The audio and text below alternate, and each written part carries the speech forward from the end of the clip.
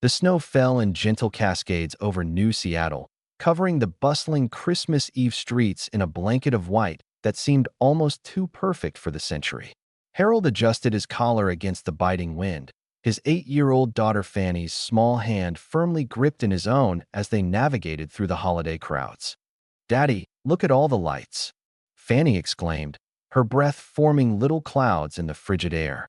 Her eyes sparkled with wonder as she gazed at the holographic displays dancing above the storefronts, projecting reindeer and snowflakes that seemed to leap from building to building. Harold smiled down at her, his heart warming despite the cold.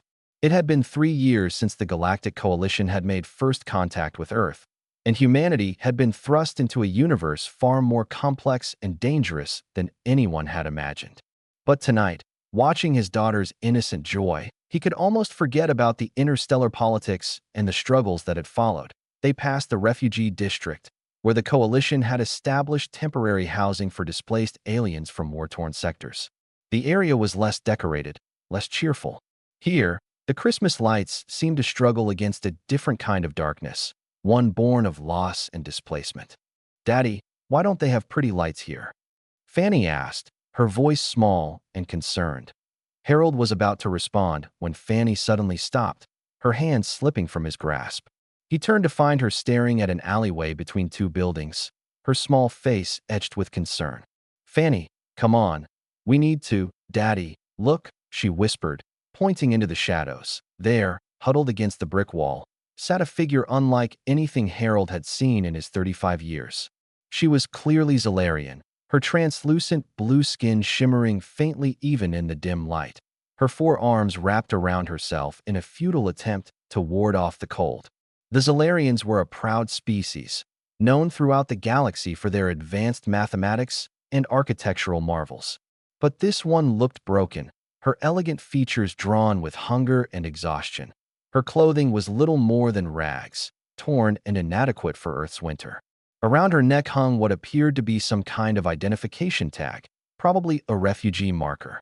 Her large, luminescent eyes tracked their movement with a mixture of fear and desperate hope. "Is she okay?" Fanny asked, taking a step toward the alien woman. "Fanny, wait." Harold reached for his daughter, but she was already moving forward, her small boots crunching in the snow. The Zalarian woman flinched, pulling herself tighter against the wall. Harold could see her trembling, though whether from cold or fear, he couldn't tell. Probably both. "Hello," Fanny said softly, crouching down a few feet from the alien. "Are you cold?" The woman's eyes widened, focusing on the small human child. She opened her mouth, and a melodic sound emerged, like wind chimes in a gentle breeze. The translation implant in Harold's ear converted it instantly. "Please, I mean no harm." "We know," Fanny said with the confidence only a child could possess. She unwrapped the scarf from around her neck, a gift from her late mother, Harold realized with a pang, and held it out. "Here, this will help." The Zalarian stared at the offered scarf, then at Fanny, then back at the scarf. Slowly, hesitantly, one of her 4 hands reached out and took it. Her fingers were long and delicate, trembling as they wrapped around the soft fabric. "Thank you, little one," she whispered, her voice breaking. Harold felt something twist in his chest. He'd seen the news reports, of course, knew that the refugee system was overwhelmed, that many aliens were falling through the cracks. But knowing and seeing were 2 different things entirely. This wasn't just some abstract political problem. This was a living being, suffering, on Christmas Eve. "What's your name?" Fanny asked, sitting down in the snow beside the alien woman as if it were the most natural thing in the world. "I am, you would say, Lyra," the woman responded, wrapping the scarf around her shoulders. "I was a teacher before the war came to my world." "A teacher? Like Miss Robinson?" Fanny beamed. "She teaches me about Earth history." "What did you teach?" "Celestial harmonics," Lyra said, a ghost of a smile crossing her face. "The mathematics of the stars." Harold watched the exchange, something fundamental shifting in his worldview. Here was his daughter, a human child, showing more compassion than entire government departments. Showing more humanity than most humans. Fanny looked up at him then, her eyes wide and pleading. "Daddy, can we take her home?" The question hung in the cold air like the snow suspended in the streetlights.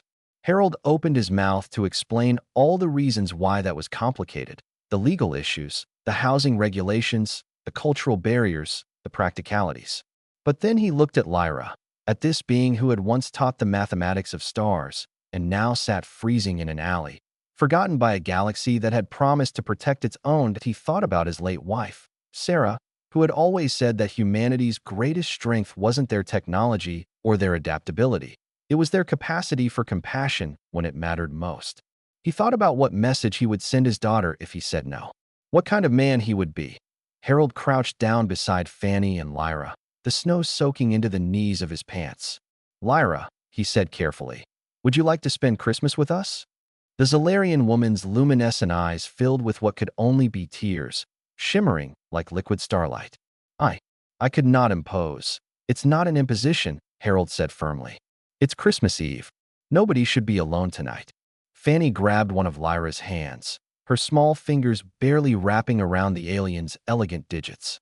"Please, we have hot chocolate, and Daddy makes really good pancakes." Lyra looked between them, this human man and his impossibly kind daughter, and something that had been broken inside her for a very long time began, tentatively, to heal. "Yes," she whispered. I would like that very much." As Harold helped Lyra to her feet, supporting her weight as she struggled to stand on weakened legs, he caught Fanny's eye. His daughter was grinning, her face radiant with joy that had nothing to do with presents or decorations. They made their way out of the alley together, an unlikely trio on a snowy Christmas Eve. Behind them, the refugee district remained dark and cold. But ahead, the lights of the city seemed brighter somehow, more full of promise. Harold didn't know it yet, but this moment, this simple act of compassion on a winter's night, would change everything. For Lyra, for Fanny, and for humanity's place in the galactic community. Sometimes, the most profound revolutions begin with a child's question and a father's willingness to say yes. End of episode 1.